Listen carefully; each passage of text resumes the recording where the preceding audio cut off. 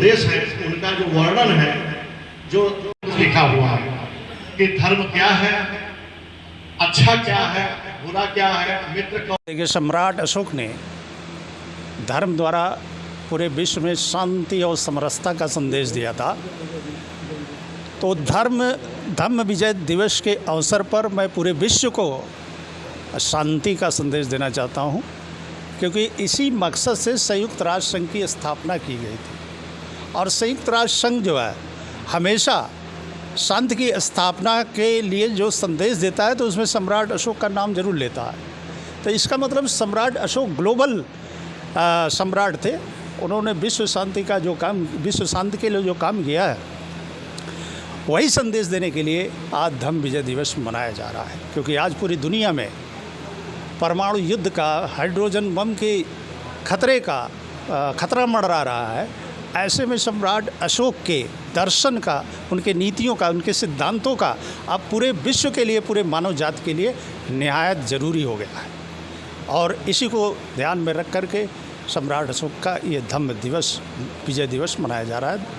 हम आज पूरे विश्व को आपके माध्यम से, पूरी दुनिया को संदेश देना चाहते हैं कि अब पूरा विश्व युद्ध रोक करके सम्राट अशोक के शांति और समरसता के रास्ते पर चलने का काम करें। और पूरे देश के, हम अपने देश के जो नेतृत्व करता हैं, पूरे दुनिया के जो नेतृत्व करता है, उन सबको संदेश देना चाहते हैं कि अब युद्ध पूरे मनुष्य जाति के लिए खतरनाक होगा।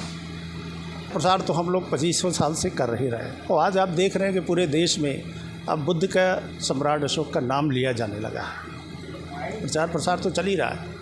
उसका एक नेटवर्क बना हुआ है और उस नेटवर्क के माध्यम से पूरे देश में प्रचार चल रहा है। महिलाओं में अभी उतना तो नहीं, लेकिन फिर भी प्रभाव पड़ रहा है, ऐसा बात नहीं है। हाँ, जो प्रबुद्ध महिलाएं हैं, जो पढ़ी लिखी हैं, जो कार्यक्रमों में पार्टिसिपेट कर रही हैं, तो उनके ऊपर इसका गहरा प्रभाव पड़ रहा है। उनके लिए तो प्रैक्टिकल धम्म की ज़रूरत पड़ेगी। जैसे बुद्ध ने विपश्यना सीखा, तो वो उसी को धम्म उन्होंने कहा। सम्राट अशोक ने बृहद पैमाने पर बिहार की स्थापना की।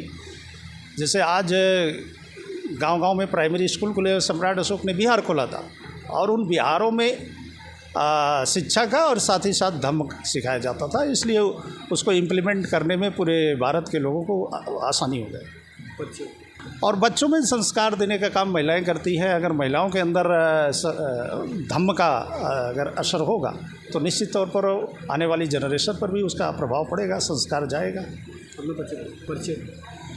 मैं संजय कुमार मौर्य, राष्ट्रीय प्रवक्ता प्रदर्शी अशोक मिशन भारत, और मैं इसमें लगभग 31 साल से इस संस्कृति पर काम कर रहा हूँ।